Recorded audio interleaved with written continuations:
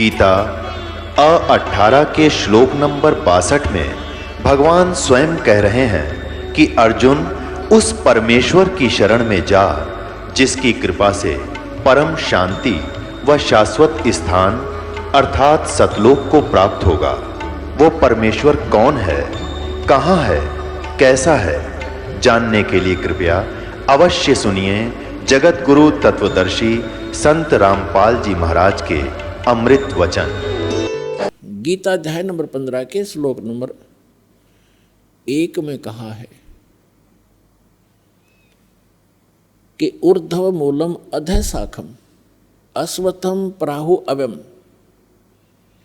छंदासी यस्य पर्णानि यतम वेद स वेदवित्। उल्टे लटके हुए संसार उल्टा लटका हुआ, ऊपर को मूल जड़ है, नीचे को तीनों गुण रूपी शाखा है। ये एक संसार रूपी वृक्ष कहा गया है और इसके पत्ते आदि सब इसके विभाग हैं, छंद हैं।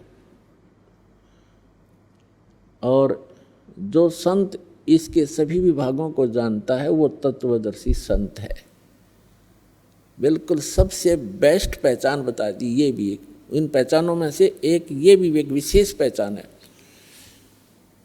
अब जब परमात्मा अपने नियमानुसार प्रत्येक युग में आते हैं, अच्छी आत्माओं को मिलते हैं, जैसे कलयुग के अंदर किन किन महापुरुषों को मिले, आदरणीय धर्मदास साहिब जी को, आदरणीय मुलुकदास साहिब जी को, आदरणीय नानक साहिब जी को, नानक देव साहिब जी को, आदरणीय दादू दास साहिब जी को, आदरणीय गरीबदास साहिब जी को, गांव छुड़ानी जिला झज्जर हरियाणा वाले को, आदरणीय घीसा दास साहिब जी को, गांव खेखड़ा अब जिला बागपत बताते हैं, पहले मेरठ था, और उत्तर प्रदेश वाले को, और आदरणीय स्वामी रामानंद जी काशी वाले को।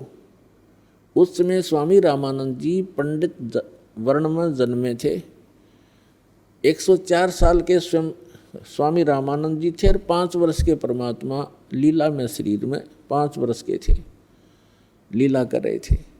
एक 5 वर्ष के बालक रूप में उपस्थित परमेश्वर ने 104 वर्ष के पंडित की गी बांध दी। ज्ञान में चारों वेदों का ज्ञाता माना जाता था, पुराणों का मर्मज ज्ञाता, गीता और वेदों को कहते हैं बड़ा अच्छी तरह जाना स्वामी रामानंद जी ने। जब परमात्मा के सामने उस ज्ञान से मालिक ने जब ज्ञान उनसे प्रसन्न किए और स्वामी जी फेल हो गए और फिर कहा कि आपका सारा ज्ञान मुझे समझ में आ रहा है, लेकिन मैं समाधिस्थ होता हूँ, मेरी समाधि बहुत दूर तक जाती है। परमात्मा बोले आप समाधित होते हो स्वामी जी इस शरीर के अंदर, एक अंड कहो, एक पिंड कहो, एक ब्रह्मांड कहो, इस जो बॉडी में शरीर में आप जो कुछ भी धुन सुनते हो, जो भी आप प्रकाश देखते हो, इसके अंदर जो भी आप और अन्य लोक देखते हो, ये एक ब्रह्मांड का सांग है। सारा एक ब्रह्मांड का साजबाज है और हमने असंख्य ब्रह्मांडों के पार जो हमारा देश है, अंड और पिंड, इन सब के पार जो देश हमारा है, वहाँ हमारा मूल ठिकाना है। हमने जाना वहाँ है। आप डले ढोरे इस बॉडी में, कान मूंद के आंखें बंद करके धुन सुन लो, इसमें कुछ भी सुन लो, सब काल की धुन है, काल के साजबाज है। और इस काल भगवान ने ऊपर के लोकों की नकल कर रखी है जो सतलोक के अंदर है।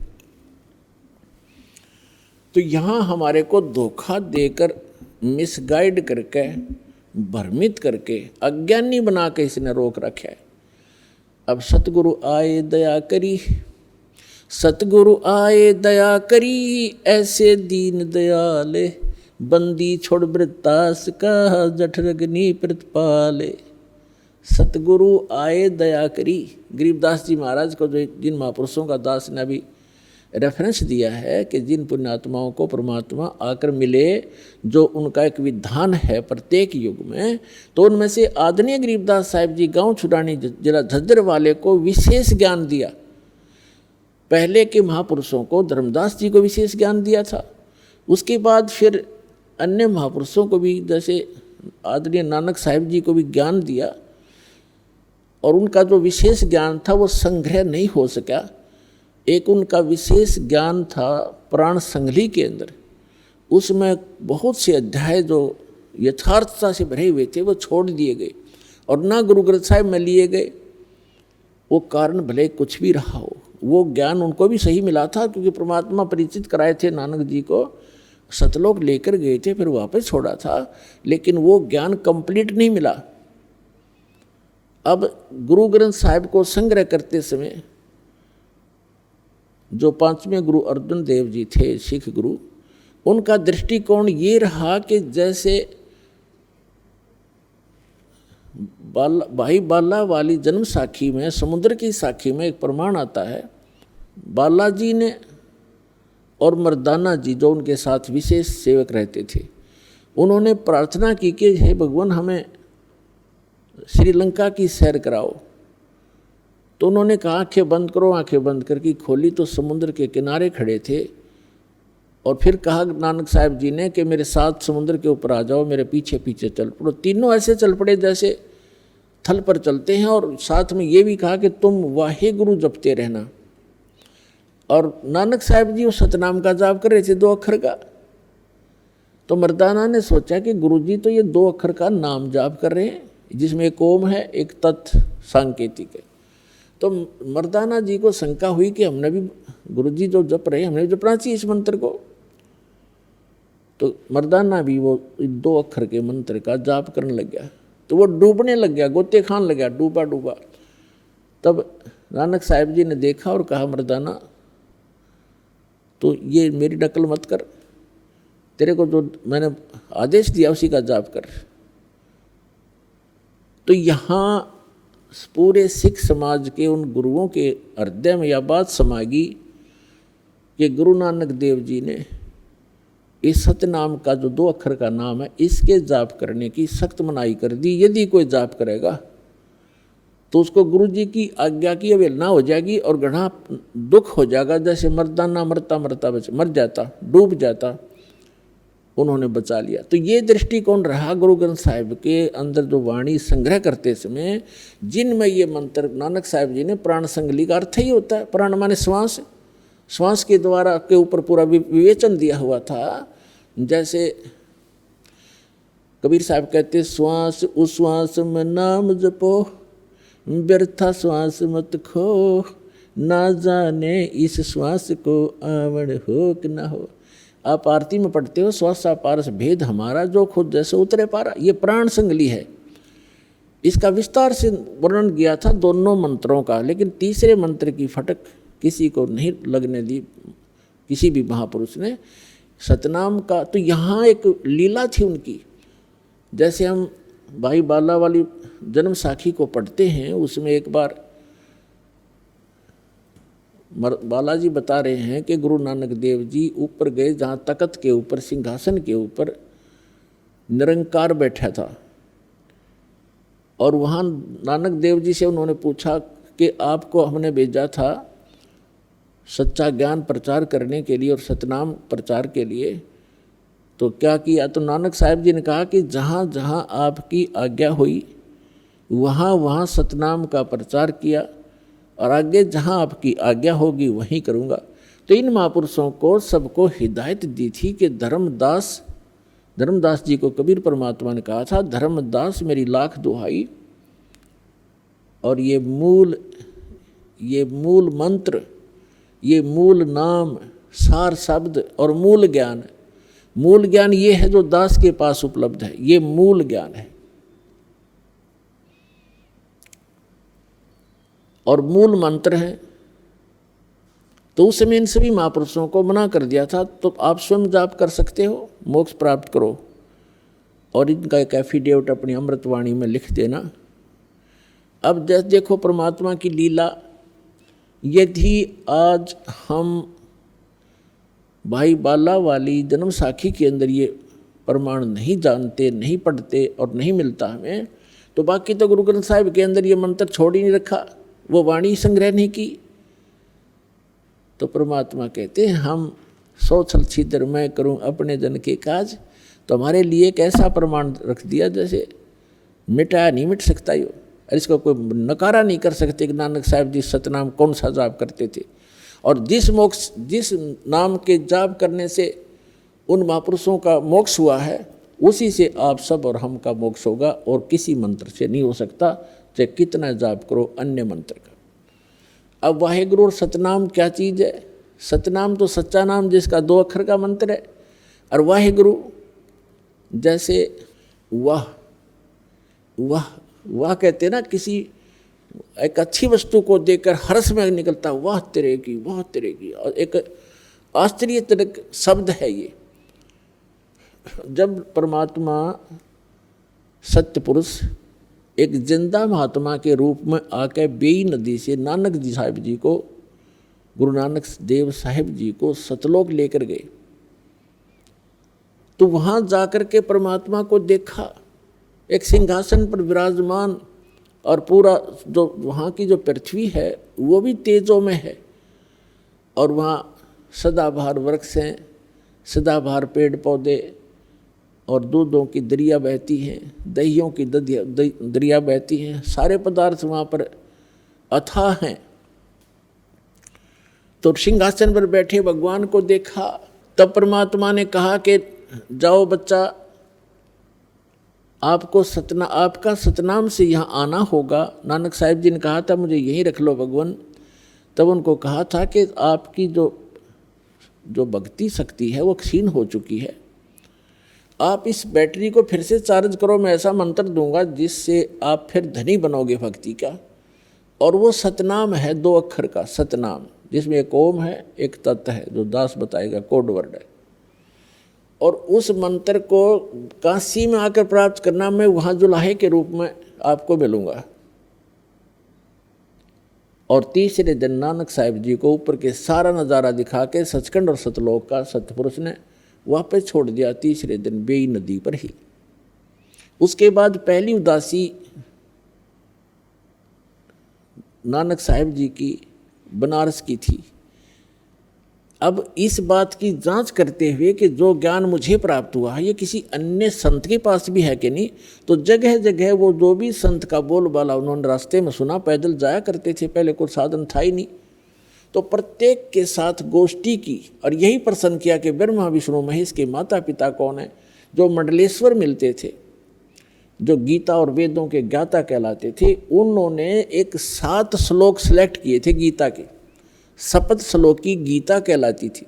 तो उनसे प्रश्न करते थे कि गीता ज्ञानदाता जैसे 18वें अध्याय के 62वें श्लोक में अपने से ने किस परमात्मा की शरण में जाने को कह रहा है वो बताओ। और गीता अध्याय नंबर 8 के श्लोक नंबर 5 में और 7 में तो अपने विषय में कह रहा है, 8, 9, 10 में वो किसके विषय में कह रहा है, उसकी भक्ति करोगे उसको प्राप्त होगे।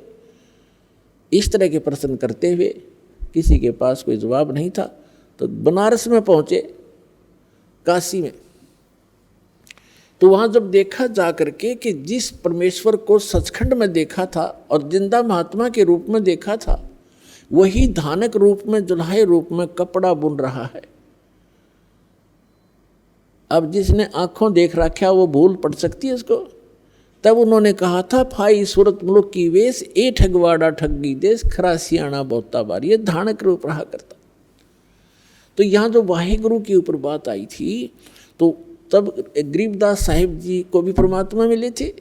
उन्होंने कहा है कि झांकी वेख कबीर की, झांकी वेख कबीर की। झांकी जैसे आप 26 जनवरी पर प्रत्येक प्रांत की झांकी देखते हो, यानी उसके अंदर जो भी डेवलपमेंट और जो भी कोई कार्य है, कोई अच्छे मंदिर हैं, कोई गुरुद्वारे हैं, या कोई अच्छी फैक्ट्री लगा रखी हैं, कोई दरिया बह रही हैं, या कोई अच्छा कोई हॉस्पिटल बना रखा, तो वो सबके मॉडल बनाते हैं और उस पर रख देते हैं।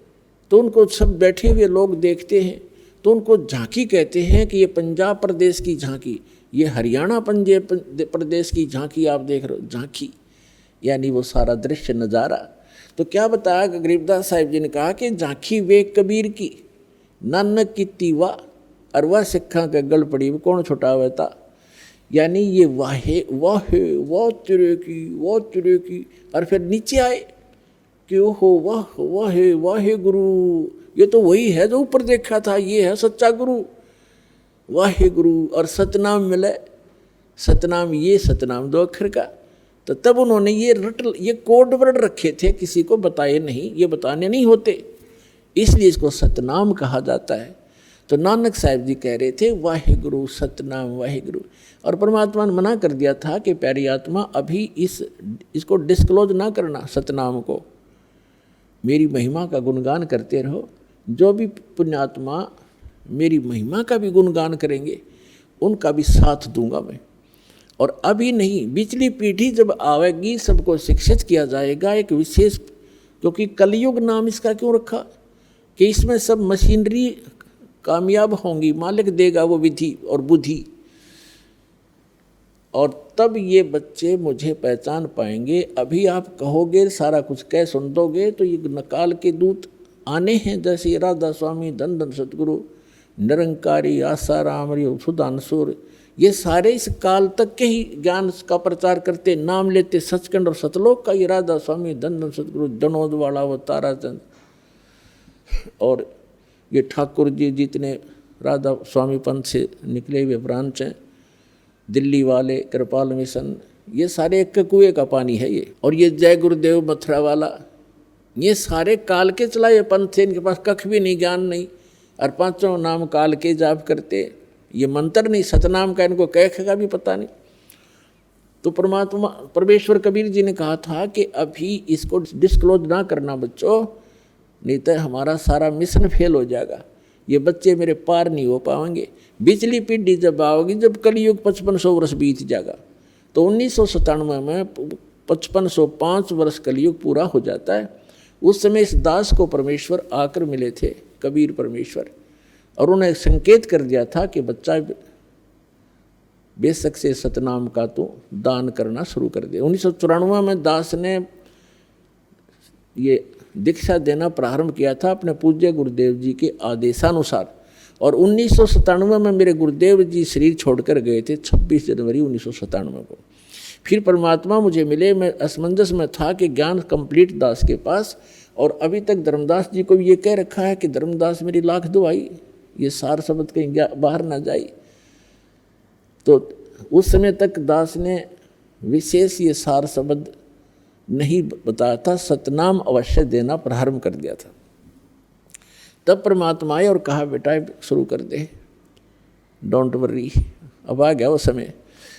तो पुण्यात्माओं ये वो समय है, इसके लिए सभी महापुरुषों से कहा था कि धर्मदास मेरी लाख दुहाई, ये सार शब्द कहीं बाहर ना जाई, सार शब्द बाहर जो पढ़ी ये बिचली पीढ़ी हंस नहीं तरी। फिर कहा था कि सार शब्द तब तक छुपाई जब तक 12 पंथ ना मिट जाई। अब काल ने कहा था कि जब परमात्मा के आए थे अपने पुत्र जोगजीत के रूप में, तो इस काल भगवान से वार्ता हुई थी। तब काल भगवान ने पूछा था कि आप कहाँ जा रहे हो? तो परमेश्वर ने कहा था मैं नीचे जाऊंगा तेरे ब्रह्मांडों में, और तूने सबको मिसगाइड कर दिया, भगवान का नाम और निशान मिटा दिया, अपनी महिमा का गुणगान करवाता है, झूठे मंत्र जाप करवा के इनको यहीं डाले रखता है, क्या बुरा हाल कर दिया तुमने। मैं वहाँ जाके बताऊंगा सबको, और तेरा भंडा फोड़ करूँगा, बताऊंगा कि तू काल है, तू भगवान नहीं है। तब उसने पहले तो बहुत बदमाशी की, फिर पार नहीं बसाई भगवान के सामने, उनकी शक्ति के सामने वो बहुत फिटे मुँह हो गया, फिर पैर पकड़ लिए, फिर प्रार्थना की थी कि 3 युगों में जीव ना ले जाना, वचनबद्ध कर लिया भगवान का, और चौथे युग में कितने ही ले जाना, आप कितने युग जीव ले जाना।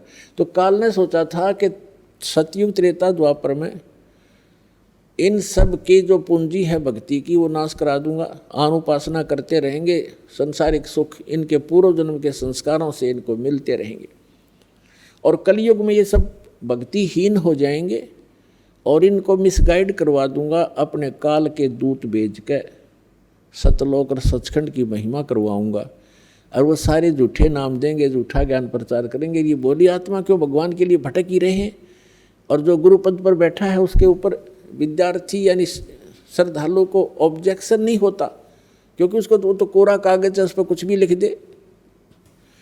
तो उस समय काल ने कहा था कि 12 पंथ करूँ मैं साजा और नाम तुम्हारा ले करूँ आवाजा।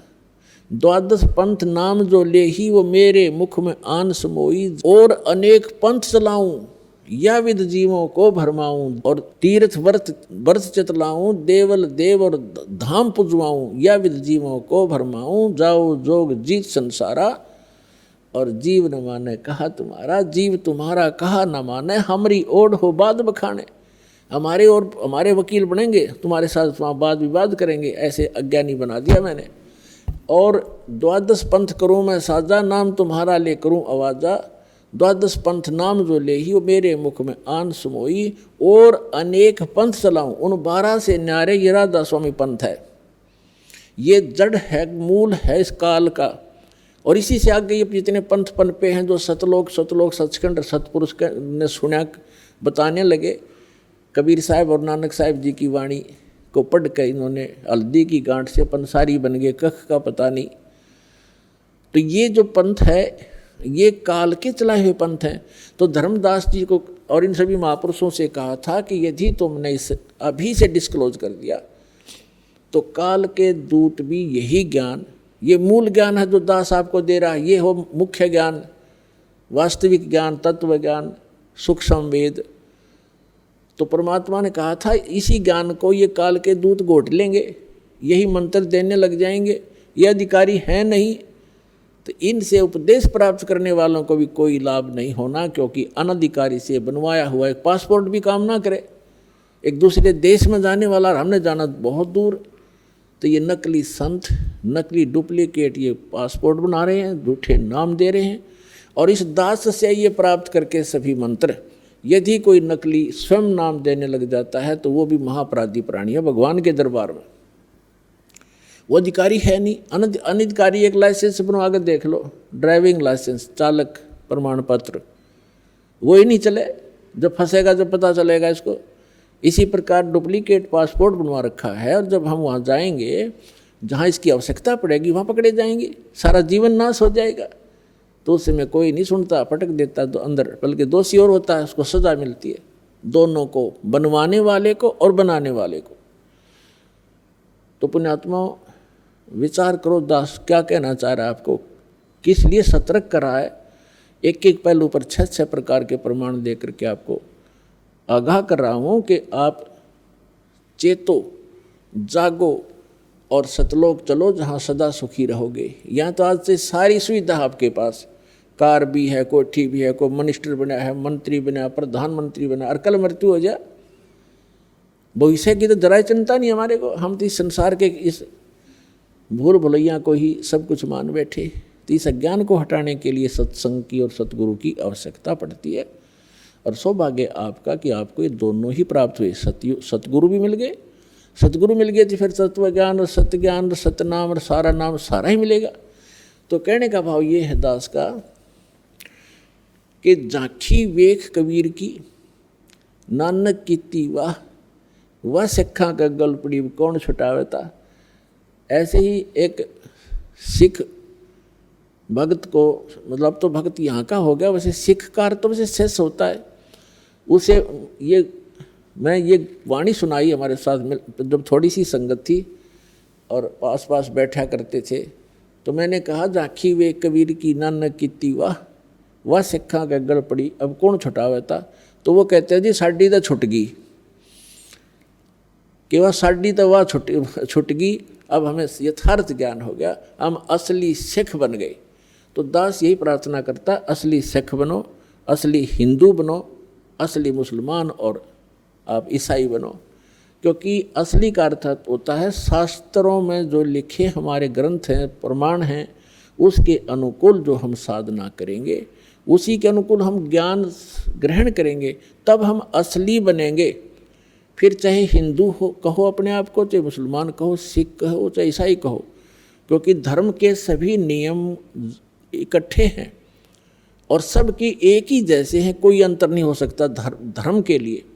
उसका नाम भले ही कुछ भी रख लो, जैसे कई टेबलेट होती हैं, गोलियाँ, उनमें साल्ट वही होता है, नाम कंपनियों का बेशक न्यारा न्यारा हो, वो सेम लाभ देंगी। जब नाम भी अलग हो और उसके साल्ट भी अलग हो तो वो सभी साल्ट उसमें काम नहीं कर सकते। जिस रोग के लिए वो एक साल्ट निर्धारित है वही हो तो वो काम करेगी। इसी प्रकार ये समझो। तो प्रसंग चल रहा है कि जिन महापुरुषों को परमात्मा मिले उन्होंने क्या प्रमाण दिए और हमारे सदग्रंथ क्या बताते हैं। और जब ये दोनों मेल खा जाएंगे, ये दोनों ही एक स्थान पर आकर रुक जाएंगे, तो फिर हम भगवान को पहचानने में कोई गलती नहीं करेंगे, बड़ी आसानी से हम परमात्मा को पहचान लेंगे। इसलिए ये सारे कुछ प्रमाण दिए जा रहे हैं। अब प्रसंग जो चल रहा था कि झांकी वे कबीर की।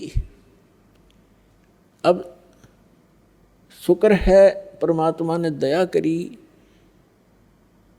कि जन्म साखी के अंदर ये थोड़ा सा प्रमाण मिल गया, एक ही 2 पंक्तियों में लिखा है। तो आज सिख समाज के ऊपर ये उपकार होगा, एक बहुत बड़ा वरदान सिद्ध होगा। ये जो बाईबाला वाली जन्म साखी, इसको ये समझेंगे और पहचानेंगे। जब नानक साहब जी ये नाम जाप कर रहे थे, और जन्म साखी को तो प्रत्येक बच्चा परिचित है कि 1 नंबर की और ऑथेंटिक ग्रंथ है सिखों का।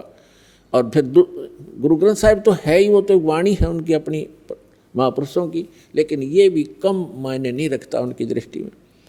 और तीसरी प्राण संगली के अंदर जो गुरु नानक देव जी की वाणी सिलेक्ट गुरु ग्रंथ साहिब में नहीं आई, तो ये भी एक इनकम्प्लीशन बता रही है कि गुरु नानक देव जी की सारी वाणी नहीं संग्रह हो चुकी। कंप्लीट ज्ञान था उनके पास, जैसे गरीबदास साहिब जी के पास था।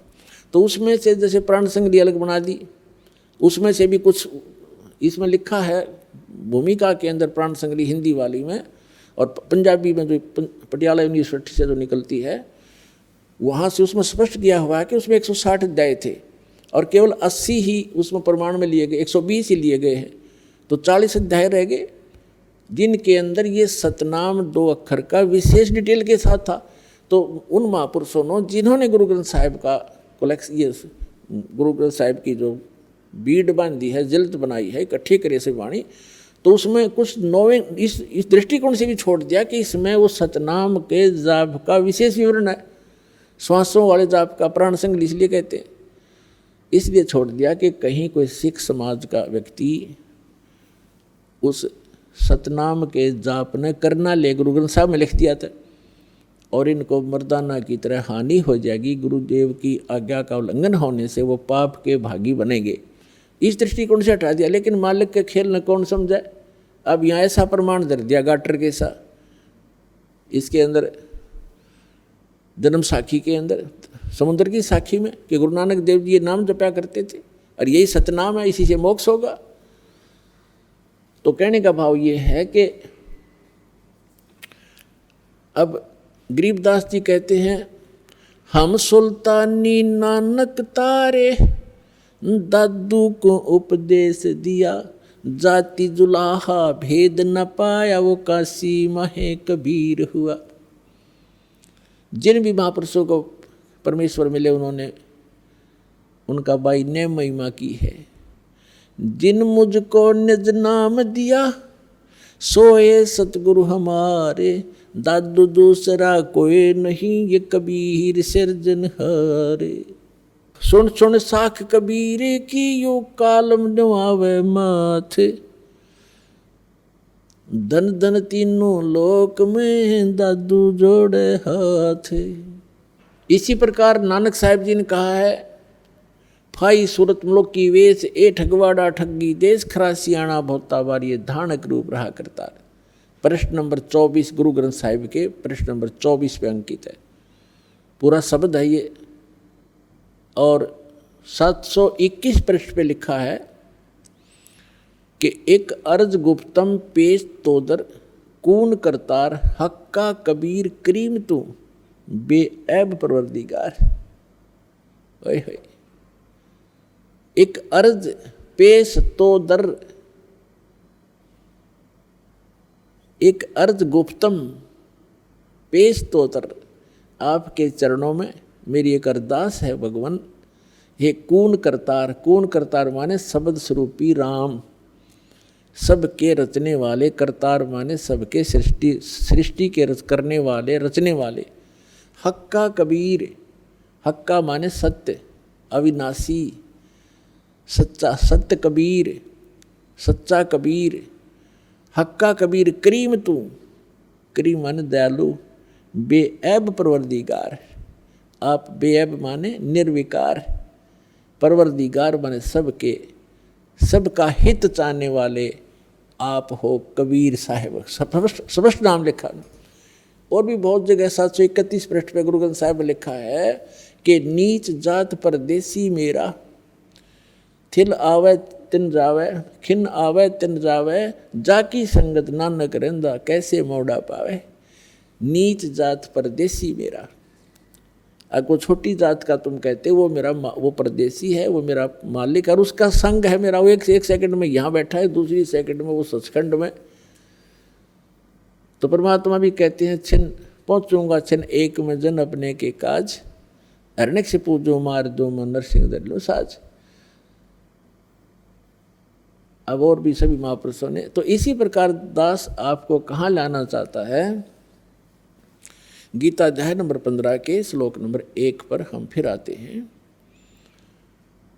कि जो उल्टे लटके हुए संसार रूपी वृक्ष के सभी विभागों को बता देगा, स वेदवित व तत्वदर्शी संत है, वो सतगुरु है।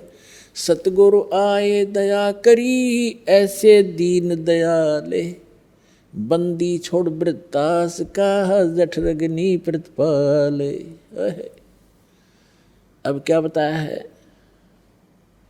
कि सतगुरु आए। इस सतगुरु शब्द को आपके हृदय में जचाने के लिए, समाने के लिए कि सतगुरु किसे कहते, आज के सत्संग का विषय है। और जब तक सतगुरु समझ में नहीं आओगा तो नकली भी सतगुरु। जब आपको ओरिजिनल वस्तु का ज्ञान होगा तो उसके साथ जब डुप्लीकेट को देखोगे तो तुरंत देख लोगे, आपको सारी क्वालिटी का पता होगा तो रिजेक्ट कर दोगे, नहीं ये सतगुरु नहीं हो सकता। और सबसे बड़ा घोटाला दास ने देखा है इस अध्यात्म मार्ग में। 100% घोटाला, 100% है। वो तेरा गजब भैया, इतना अनमोल काम, इतना अनमोल जीवन, ये क्षतिपूर्ति तो कभी नहीं हो सकती जो आपके साथ हो रहा धोखा। ये नकली संत और ये गुरु आचार्य शंकराचार्य स्वामी, ये भट्टारे काजी मुल्ला और ये पंडित, तो पुण्यात्माओं इतना तो कितना भी गोलमाल ना देखा दास ने किसी भी क्षेत्र में। और सबसे मूल काम जीव का यही है, मनुष्य का, ऋषि को इन्होंने बैठा दिया। तो अब समझ लो, और कोई बड़ी बात नहीं, वो भी भगवान के बच्चे हैं, काल से मिसगाइडेड हैं, वो संत महापुरुष, वो भी भगवान के बच्चे हैं। दास की उनसे भी प्रार्थना है कि आप पुनर्विचार करो।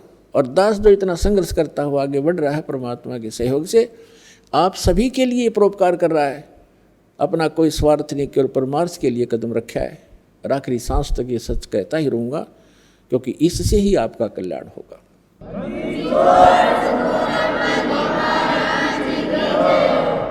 अब जो प्रसंग चल रहा है कि दास आपको वहाँ लाना चाहता है कि सतगुरु किसे कहते हैं।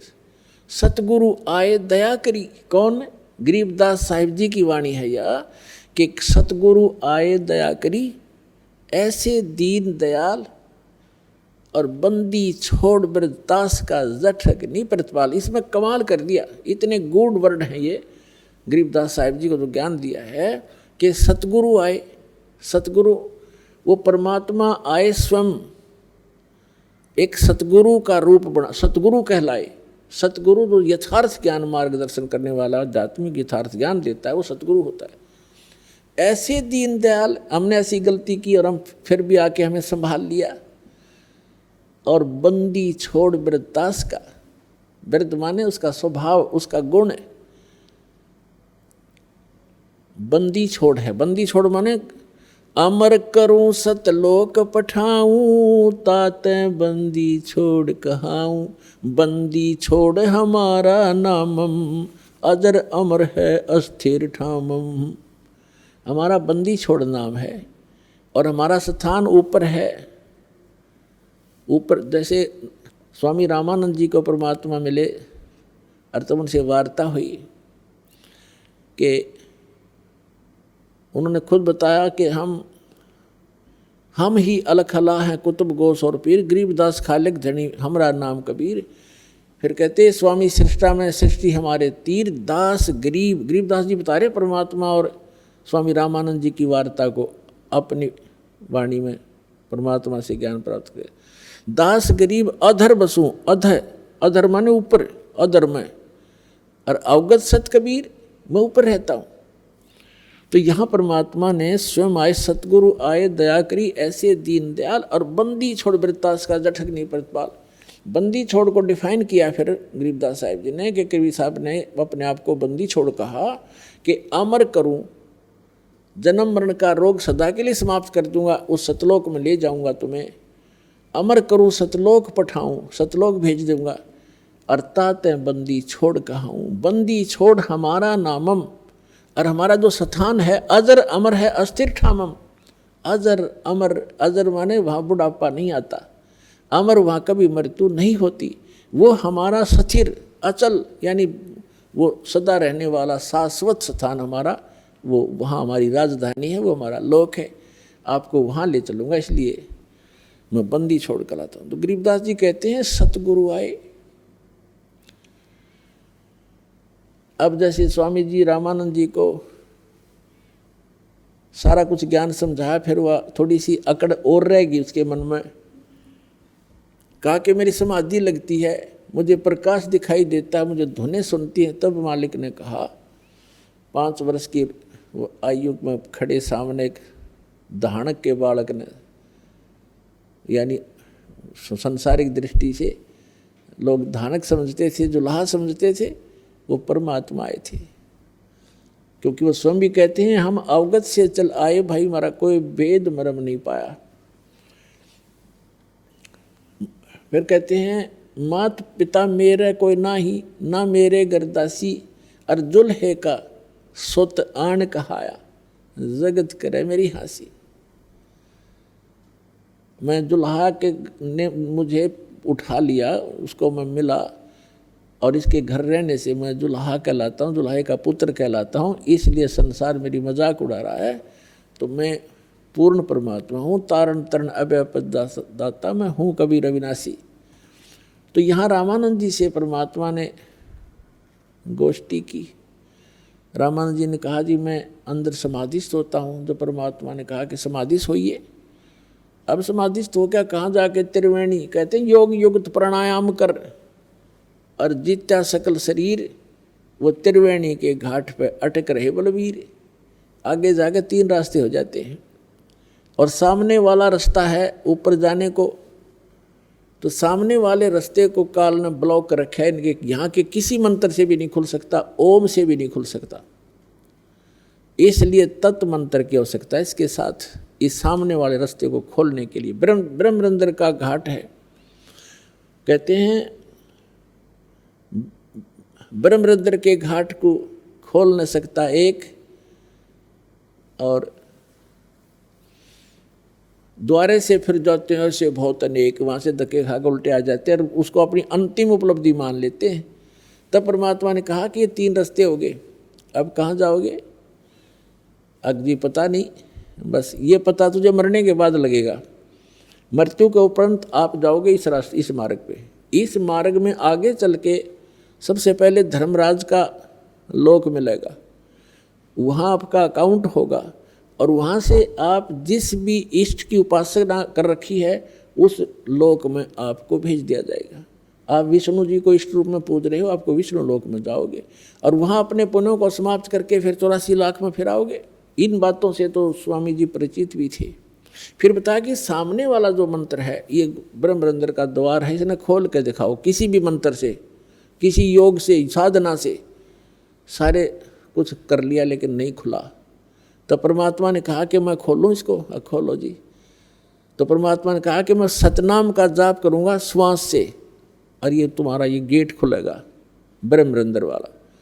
तो सतनाम का जाप मालिक ने, वो तो लीला थी, वैसे भी खोल सकते थे, लेकिन हमारे लिए हथियार बताया है, तो तुरंत वो कपाट खुल गए। सतगुरु खोल ले बजर कपाटा, बजर के कवाड़ खुल गए एकदम फटाक देसी। तो परमात्मा रामानंद जी को लेकर गए ऊपर, काल दिखाया। इस ब्रह्मांड के अंदर उसकी सती थी 3 स्थान दिखाए, जहाँ रजोगुण प्रधान अक्षेत्र, जहाँ तमोगुण प्रधान अक्षेत्र, जहाँ सतोगुण प्रधान अक्षेत्र है, जहाँ पर ये 3 पुत्रों को उत्पन्न करता है। फिर ऊपर तपस्शिला दिखाकर फिर जो 11वां द्वार पार किया, 11वां द्वार प्रवेश होता है इस 7 संघ ब्रह्मांड जो है अक्षर पुरुष का, उसमें प्रवेश होते हैं। और वो सतनाम का जो दूसरा मंत्र है तत्, उसकी शक्ति से और उसकी कमाई से उसमें प्रवेश किया जाता है। फिर 12वां द्वार है जो अक्षर पुरुष के लोक की सीमा को पार करके भंवर गुफा में प्रवेश करते हैं, तो भंवर गुफा से आगे सतलोक आ जाता है। भंवर गुफा तो वैसे प्रत्येक ही लोक में जाने के लिए वो आती है, प्रत्येक की वो अपने अपने डोडी सभी की लग बनी हुई हैं। तो फिर 12वां द्वार पार करके सतलोक आता है। अभी तक ये को 10वां शोर मचा रखा था। एक जम्मू में रांझड़ी के अंदर वो मधु परमहंस का कख पता नहीं, उसने गलती से एक 11वीं खिड़की पढ़ ली कबीर साहब ने, कबीर साहब के ग्रंथ साहब में, कबीर सागर में। छाती कुटे 11वां द्वार पा गया, किसी को नहीं ब्रह्मांड में पता 11वां द्वार पा गया।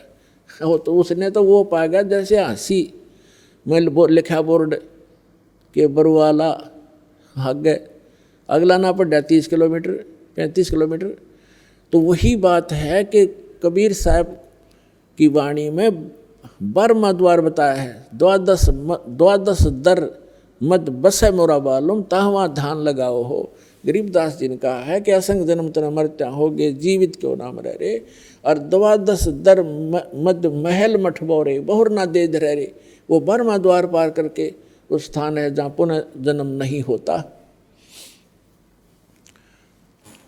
तो इस प्रकार जब रामानंद जी को ऊपर ले गए और सिंहासन पर, एक गुंबज के अंदर बहुत बड़ा सुंदर सिंहासन है, सफ़ेद मालिक के सिर पे मुकुट है और ऊपर सफ़ेद ही छत्र है, और मालिक के मुकुट से बहुत गजब की बहुत ही अच्छी एक प्रकाश और चमक अजीब व गरीब है। तो वहाँ जाकर रामानंद जी ने देखा कि सचमुच भगवान तो ये है। तो कबीर साहब चौर करने लगे उस परमात्मा के ऊपर, नीचे से बालक रूप में गए थे। थोड़ी सी देर में वो सिंहासन पर विराजमान महापुरुष परमात्मा खड़े हुए, जिसके एक रोमकूप में करोड़ सूर्य करोड़ चंद्रमा मिला जितना नूर है उस मालिक की रोशनी का, वो भी फीकी पड़े। करोड़ सूर्य करोड़ चंद्रमा की रोशनी एक रोम की, इतनी शोभा दाता की। वो खड़े हुए और कबीर साहब बैठ गए उस सिंहासन पर, असंग ब्रह्मांड के सिंहासन पर। 5 वर्ष का बालक विराजमान हो गया। रामानंद जी की बुद्धि चक्कर काट गई कि ये जुलाहे का बालक और ये परमात्मा दिखे सामने खड़ा, ये तो अंडरस्टूड हो गया भी यहाँ आकर के। और इस पर बालक बैठ गया भगवान के सिंहासन पर, और भगवान ने आसन छोड़ दिया। इतने में क्या देखा कि वो चौर करने लग गया। जो मालिक बैठे थे असंग ब्रह्मांड के स्वामी, और 5 वर्ष का बालक सिंहासन पर तख्त पर बैठा, उस पर चौर करने लगे। अब रामानंद जी का सिर घूम रहा था कि ये हो क्या रहा है। इतने में क्या हुआ, वो ये सोच रहा था इनमें भगवान कौन सा है। तेजो में शरीर जो वाला भगवान था, वो 5 वर्ष के बालक जो सिंहासन पर बैठा था उसमें समा गए, और वहाँ उस उतनी ही तेज उस मालिक के 5 वर्ष के बालक के उस शरीर की होगी। एक एक रोम को इतना तेजों में हो गया, और चौर अपने आप घूम रहा है।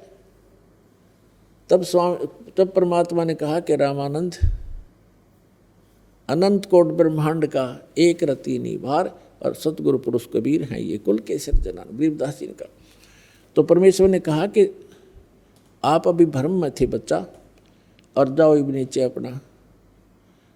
अब स्वामी जी जो ही वापस आए, और परमात्मा ने वहाँ कहा था कि सतनाम से मोक्ष होगा, इस ओम के नाम तो नहीं। तुम ओम नाम पर गाटा जोड़ रहे हो, तुमने तो बरवा हासी तल देख लिया 35 किलोमीटर 35 ना पड़ा, बरवाला जुड़े बैठे के झोला टेक के, ये बरवाला आ गया। तब उन्हें नीचे छोड़ दिया। नीचे छोड़ता एकदम समाधि टूटी, शरीर से बाहर होश में आया। समाधि क्या चीज़ है? अंदर हमारे नज़ारे बने हुए, इस बॉडी के अंदर चैनल लगे हैं जिसको कमल कहते हैं, कमल चक्कर कहते हैं। एक सबसे नीचे गणेश जी का चक्र है, ये रीढ़ की हड्डी है, ये भी बैकबोन बोला जिसने। इसके एंड में जहाँ गुदा के पास ये समाप्त होती है, उससे 2 उंगल ऊपर गणेश जी का एक चक्र है, कमल जैसी पंखड़ियाँ की एक आंतड़ी सी बनी हुई हैं। और उसको जब इस प्रथम मंत्र में आपको दिए जाते हैं, इन सभी कमलों को ऑन, ये चैनल ऑन करने के लिए मंत्र दिए जाते हैं, क्योंकि अब आपके सब के भक्तिहीन हो और ये सभी कमल पिचके पड़े हैं, जैसे गाय भैंस के दूध ना हो सतन में, जो भैंस का दूध ना हो, यानी ना बच्चा उत्पन्न हुआ हो और दूध छूट नहीं आ रहा हो, तो उस समय उसके थन ऐसे लटके रहते सतन। और जब वो नए सिरे से बच्चा पैदा करती है, फिर वो भर जाते हैं ऐसे, बिल्कुल जब दूध आता है फूल जाते हैं। इसी प्रकार आपकी जो भक्ति स्टार्ट होएगी, इस भक्ति से आपके फिर ये सभी कमल खिलने शुरू होंगे। अब तो ये न्यू मुरझा रहे, फिर ये धीरे धीरे ऐसे कर लेंगे इस मंत्र की भक्ति से। तो ये जो महापुरुष ऋषि महर्षि हुए क्या किया करते थे? साधना करा करते, अठयोग कर करके। तो अठयोग भक्ति कौन करेगा? आपको बताया कि जो पूर्व जन्म के संस्कारी होंगे वे भक्ति पर लग रहे हैं, बेचारे संघर्ष कर रहे हैं, चाहे उनको कहीं जाना पड़े, कुछ भी करना पड़े, घर भी त्यागना पड़े, वो तैयार हैं करने को। लेकिन रास्ता ना मिलने से वो सब सेक्रीफाइस भी व्यर्थ होता है, वह कुर्बानी भी गलत सिद्ध हुई उनकी।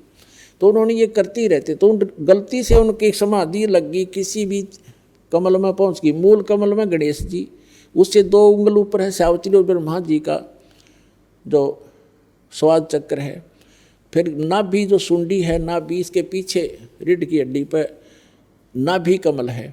ये दोनों सतनों के बीच में यहाँ हृदय कमल है। तो नाभि कमल में विष्णु और लक्ष्मी जी का चैनल है, जो उसके लोक में जो कार्य हो रहे हैं इस बॉडी के अंदर सबको सब देख सकते हैं, जिनके ये चैनल ऑन हो गए, वर्किंग में आ गए। अभी तो सब ये कंडम हुए पड़े हैं, कनेक्शन नहीं आपके पास, ही चल लेंगे क्यों करे। तो अब फिर कंठ कमल है, ये कंठ कमल इसके यहाँ नहीं, यहाँ पर जाए थोड़ी सी बैंड होती है, तो यहाँ पर इस दुर्गा जी का अष्टंगी का माया का लोक वो कमल है। और फिर आगे त्रिकुटी यहाँ वैसे बताई जाती, यहाँ नहीं होती, यहीं बैक साइड में एक सीधा ऊपर से आ रहा है। फिर यहाँ सहस्रार कमल है, यहाँ पर जहाँ हिंदू चोटी रखा करते वो सहस्रार कमल की पहचान थी। तो कहने का भाव ये है कि ये चैनल लगे और गलती से वो ऋषि किसी चैनल में प्रवेश कर गया पिछले, और उसमें क्या नज़ारे हैं, जैसे किधर अप्सराएं नाच रही हैं, कहीं पर झरने बह रहे हैं, कहीं पर कोई झांकी निकल रही है किसी उस देव की, कहीं कुछ हो रहा। तो वो समाधि तभी टका है ये मन, इसने यहाँ से कोई अलग वस्तु अच्छी दिख जाए वो वहाँ कुछ देर टिक जाता है। तो हम सोचा करते समाधि ला रहे हैं ये, और ये डोहे थे डले, डिम्ब करें डूंगर चढ़ाएं, ये अंतर चीनी जोल, और जग जाने भक्ति करें, ये बोवें सोल बबूल। आइए अब हम उन श्रद्धालुओं के अनुभव जानते हैं जो जगत गुरु तत्वदर्शी संत रामपाल जी महाराज जी से दीक्षा प्राप्त कर चुके हैं तथा उनके द्वारा बताए गए भक्ति मार्ग पर चल रहे हैं। नमस्कार सर। नमस्कार सर। सर क्या नाम है आपका? ब्रजेश कुमार। ब्रजेश जी आप कहाँ से हैं? बिहार मधेपुरा जिला से। ब्रजेश जी, संत रामपाल जी महाराज से नाम दीक्षा आपने कब ली? 5 सितंबर 2014 को। ब्रजेश जी, संत रामपाल जी महाराज से नाम दीक्षा लेने से पहले आप क्या भक्ति साधनाएं करते थे?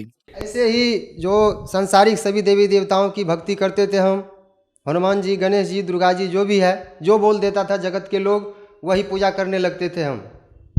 तो फिर आप संत रामपाल जी महाराज की शरण में कैसे आए? हरियाणा में हम, एक सोनीपत जिला है, वहाँ पे गोहाना नाम का शहर है, वहाँ पे हम मजदूरी करने गए थे। तो मजदूरी करने के क्रमबद्ध में जब काम करके हम कमरा पे गए तो वहाँ पे एक हरियाणा पुस्तक मिला मुझे, इतने में क्या हुआ, मेरा जीजाजी नाम उपदेश लेने के लिए आया था बरवाला संत रामपाल जी महाराज से।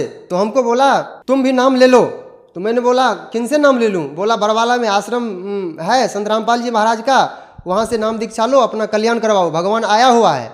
तो हमने विश्वास नहीं हुआ तो उस पुस्तक को मैंने पढ़ा तो उसमें ढेर सारे भक्तों का अनुभव लिखा हुआ था। किसी का कैंसर ठीक हो गया, किसी को आंख दे दिया, किसी को करंट लगने से बचाया।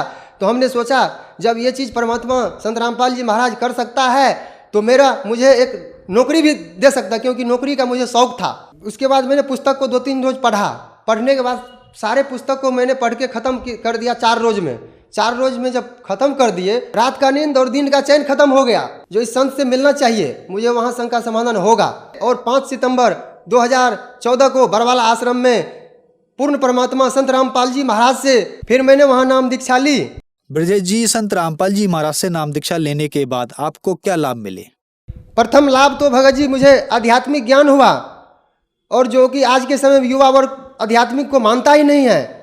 आध्यात्मिक ज्ञान हुआ और निज घर का पता चला, और नशा मुक्त हुए, जो कि हम नशा से बहुत नशा का आदी थे। बीड़ी, गुटखा, शराब, जो नशा मिल जाता तो वही मैं पी लेता था और खा लेता था। और नशा छुड़वाने के लिए मैंने बहुत सारे मंदिर में गए, कसम खाए माता दुर्गा के। हिमाचल प्रदेश में कालका मंदिर है, वहाँ पे भी मैं माथा टेक के आया हूँ, और नशा मेरा छोटा नहीं। 2-4 रोज छोड़ दिए, फिर हमको तलक लगता था, मैंने पीने लगता था और रोता था, हे परमात्मा अगर इस धरती पर आए हुए हैं तो मेरा नशा छुड़वा के देखो। और नशा जब मैं संत रामपाल जी महाराज से उपदेश लिया तब मैं नशा मुक्त हुआ। मेरी पत्नी जो है नाम उपदेश नहीं ले रखा था, तो वो बीमार हो गया। मैंने उसको डॉक्टर को दिखाया। डॉक्टर ने को दिखाने के बाद रिपोर्ट में आया जो तुम्हारे पत्नी को किडनी में सूजन आ गया है, इससे ये दवाई जो थोड़ा बहुत दे रहे हैं इसको खाओ, इससे ठीक नहीं होगा, तो अगले डॉक्टर को दिखाना है, बड़े डॉक्टर को। तो हम गाँव आए, वही मेडिसिन चलाएं। मेडिसिन चलाने के बावजूद जो है वो दुख नहीं निवारण हुआ। तो फिर हमको हमारा पत्नी बोला दवाई ला दो। मैंने बोला दवाई लाने के लिए चल पड़े तो जेब में पैसा नहीं है। संत रामपाल जी महाराज परमात्मा से बोला अंदर ही अंदर, हे परमात्मा हमारे पास पैसे भी नहीं है, मैं दवाई कहाँ से लाऊं, मैं किसको बोलूं? आप मेरे पिता हो और पिता तुल्य हो ही, सबसे बड़ा डॉक्टर, आपसे बड़ा डॉक्टर कौन हो सकता है। मैंने वापस आया और थोड़ा टेंशन में पुर्जा को मैंने जो रिपोर्ट है वो रिपोर्ट को चूल्हा में जला दिए और बोला हे परमात्मा दंडवत करके हे परमात्मा मैंने पुर्जा को जला दिए, जिस तरह पुर्जा को जलाए उस तरह मेरा पत्नी का रोग ठीक हो जाना चाहिए। उसी दिन से पुर्जा जलाया और मेरा पत्नी का रोग पुनः ठीक हो गया। आज 5 साल होने वाला है, आज तक वो रोग वापस नहीं आया है। मेरे पत्नी का हाथ टूट गया, टूटने के बाद जो मेरे पास पैसे नहीं था, मैंने वापस आ गया उस रोज, और दूसरे रोज फिर डॉक्टर के पास पैसा व्यवस्था करके और गए। तो मैंने परमात्मा से हृदय से प्रार्थना की, संत रामपाल जी महाराज से, हे परमात्मा आप तो सब कुछ समर्थ हैं, सृजनहार हैं, तो क्या मेरी पत्नी का हाथ टूटा हुआ है तो रोग नहीं ठीक कर सकते हो? आप जोड़ भी सकते हो। मैंने पत्नी को चैलेंज कर दिए, जो आज हमारा संत रामपाल जी महाराज आपकी टूटी हड्डी को जोड़ देगा तो क्या आप दीक्षा ले लोगे? तो वो बोला हाँ ले लेंगे, जब ऐसा चमत्कार कर सकता है तो वो भगवान ही हो सकता है। मैंने बोला ठीक है, सोच समझ के बोलो। बोला नहीं मैं सोच समझ के बोल रहा हूँ। फिर मैं डॉक्टर के पास गए, वहाँ पे जब एक्सरे दिखाए, रिपोर्ट दिखाए डॉक्टर को, तो बोला कि इसमें थोड़ा सा चोट है, ये सब ठीक हो जाए, 1-2 कैल्शियम का टैबलेट खाएगा ठीक हो जाएगा। फिर हमारे पत्नी को विश्वास नहीं हो गया, क्योंकि मैं पहली बार हम ही पहली बार रिपोर्ट दिखाने डॉक्टर को गए थे। फिर पत्नी अपने से रिपोर्ट लेकर के एक्सरे और दिखाने के डॉक्टर के पास गया, फिर वही बात बोला, फिर भी पत्नी को विश्वास नहीं हुआ। फिर तीसरी बार गया, फिर डॉक्टर ने फटकार लगाया वहाँ से, जो मूर्ख बना रही हो, तुम जाओ यहाँ से, भागो। फिर घर आते आते मैंने बोला अब तो हमारे परमात्मा संत रामपाल जी महाराज से नाम लोगी ना? तो बोला जो हाँ लेंगे। फिर मेरी पत्नी भी नाम दीक्षा ले, और जैसे जैसे मंत्र सुमरन किया वो 1 महीना के अंदर ठीक हो गया बिल्कुल, संत रामपाल जी महाराज की कृपा से। तीसरा लाभ मुझे ये मिला, जो मैंने 2016 में 28 फरवरी को मैंने पौजल ले लिया था। मेरा नाम खंड था, क्योंकि परमात्मा बताता है जब लग हंसा हमरी आना, काल लगे ना तेरा बाना। क्योंकि मैं संत रामपाल जी महाराज के मर्यादा से बाहर था, क्योंकि काल का बहुत प्रभाव था, नाम टूट गया था मेरा, फिर भी भक्ति कर रहे थे। मैंने पौजल ले लिए। पौजल लेने के बावजूद जो है मेरा शरीर में विष फैल गया। विष फैलने के बाद डॉक्टर के पास ले गया। डॉक्टर के पास जब गए वहाँ पे हम, तो मेरा ट्रीटमेंट जैसे ही लगाया तो मेरा शरीर जो दूसरा शरीर है, सूक्ष्म शरीर है, वो बाहर करके अलग हो गया। 5 कदम आगे मैं देख रहा था अपने पंचभौतिक शरीर को, जो क्या क्या मेरा शरीर को कर रहा है। फिर इसके बाद मैंने क्या किया, चलो अब यहाँ नहीं रहना है, सतलोक जाना है। मैं मंत्र सुमरन कर रहा था। मंत्र सुमरन करते करते मैंने 8वां कमल पहुँचा। 8वां कमल जो सरस कमल है ज्योति निरंजन का, उस लोक में पहुँचा। उस लोक से मैं जब देखे हम प्रकाश ही प्रकाश, तो हम सोचे कहीं सतलोक तो नहीं आ गए। फिर याद आया जो ये सतलोक नहीं है, सतलोक जाने के लिए तो परमात्मा बताता है जो सतनाम और सारनाम चाहिए, क्योंकि मुझे तो प्रथम मंत्र ही मिला है। फिर मैं भटक गया वहाँ पे, और इसके बाद जो है परमात्मा वहाँ प्रकट हुआ 8वां कमल में। वहाँ से मुझे धर्मराज के लोक में लाया, और धर्मराज के लोक में लाने के बाद मुझे सबसे पहले मैं नरक देखा। नरक का तो भगत जी उसका वर्णन ही नहीं किया जा सकता है। जो जीव तो यहाँ पे थोड़ी सी सुख में भगवान को भूल जाता है, लेकिन वहाँ जाने के बावजूद जो है पता चलता है। जब मैंने अपनी आंखों से नरक को देखा तो पता चला जो भक्ति किसे कहते हैं, भगवान किसे कहते हैं। फिर मैंने स्वर्ग देखा। इसके बाद परमात्मा जो है संत रामपाल जी महाराज धर्मराज के नगरी में आया, और जैसे ही संत रामपाल जी महाराज को देखा धर्मराज कुर्सी खाली करके खड़ा हो गया और बोला, तेरा हंस तो स्वयं गलती करके आया है, मेरा क्या दोष है इसमें। तो परमात्मा भी रो रहा था और हम भी रो रहे थे। रोने के बाद परमात्मा बोला, जो मेरा हंस का रिकॉर्ड बुक निकालो। वहाँ पे तो ये हर एक हंस आत्मा को जो रिकॉर्ड बुक है वहाँ पे, जैसे यहाँ पे कचहरी कोर्ट कचहरी में रहता है रिकॉर्ड बुक, उसी तरह हर एक हंस का वहाँ पे रिकॉर्ड बुक है। जैसे रिकॉर्ड बुक मेरा निकाला तो प्रथम मंत्र में ही इतना पूंजी हो गया था मेरा, इसका वर्णन नहीं किया जा सकता है। खोला भी नहीं ऐसे करके और बोला इस हंस को छोड़ो। परमात्मा बोला मुझे संत रामपाल जी महाराज, जो बेटा जाओ तुम उस स्कूल में। मैंने बोला उस स्कूल में मैं नहीं जाऊँगा पिताजी, परमात्मा उस स्कूल में नहीं जाऊँगा, क्योंकि वहाँ तो भक्ति करने ही नहीं देता है। वहाँ पे टेंशन ही टेंशन है, कभी पिताजी गाली देता है, कभी समाज गाली देता है। क्या करूँ, कैसे रहूँ, कुछ समझ में नहीं आ रहा है। मालिक मैं नहीं जाऊँगा वहाँ। संत रामपाल जी महाराज को मैंने बोला बेटा वहाँ जाना ही पड़ेगा, क्योंकि मेरा हंस वहाँ पे एक हंस पहुँच चुका है, वो भक्ति मार्ग से भटक जाएगा। तो इतने में हमको एक परमात्मा ने पुत्र दे दिया था, तो वो 1.5 महीने का था। फिर मैंने जैसे ये बात बोला तो हम परमात्मा को बोले हम नहीं जाऊँगा पिताजी, उस स्कूल में नहीं जाऊँगा। बोला बेटा जाओ, तुम्हें 100 वर्ष आयु प्रदान करता हूँ और भक्ति करके आना है अब की बार। फिर भी मैंने नहीं माना। फिर परमात्मा ने बताया बेटा तेरा एक ऐसा जन्म था, तूने एक बहन को छल से विष पिला दिया था, वही पाप तुमको आज भोगना पड़ रहा है। आज तू मेरे शरण में था, इसीलिए तेरा कर्म ये कट गया। फिर मैंने अपने शरीर में पंचभौतिक शरीर में प्रवेश किए, और तब ही तुरंत मैं उठ के बैठ गया और डॉक्टर को चैलेंज के साथ बोले, क्योंकि डॉक्टर साहब बोला था अब ये नहीं बच पाएगा, क्योंकि आज 62 वर्ष हो गया, ऐसा केस मुझे नहीं, ऐसा पेशेंट को हमने नहीं देखा है। फिर मैंने वहाँ से जब हमको परमात्मा छोड़ा भेजा वहाँ से, तो मैं शरीर में प्रवेश किया तो डॉक्टर भी हैरान रह गया। बोला तुम मालिक की कृपा से बच गए हो। मैंने बोला मेरा संत रामपाल जी महाराज जी बचाया, इस धरती पे कोई मुझे बचाने वाला नहीं था। ब्रजेश जी, आपने बताया कि संत रामपाल जी महाराज की शरण में आने के बाद आपको बहुत सारे लाभ मिले। जो दर्शक आज आपको टीवी पर देख रहे हैं और वो भी संत रामपाल जी महाराज से नाम दीक्षा लेना चाहते हैं, तो कैसे ले सकते हैं? आज विभिन्न चैनलों पर संत रामपाल जी महाराज का प्रोग्राम आ रहा है, उसके नीचे पीले पट्टी आता है, उस पर नंबर रहता है, SMS करके पुस्तक मंगवाए और सत्संग सुने और अपना कल्याण करवाए। खास करके हम आज के युवा वर्ग के लोगों को कह रहे हैं, युवा वर्ग के भाइयों को कह रहे हैं, जैसे आज मेरा दुख दूर हुआ, आज हम भक्ति कर रहे हैं, भगवान को समझे, एक बार संत रामपाल जी महाराज का सत्संग सुने, ज्ञान को समझे और अपना कल्याण करवाएं। ये बार मनुष्य जन्म नहीं मिलेगा। धन्यवाद जी। सत साहेब।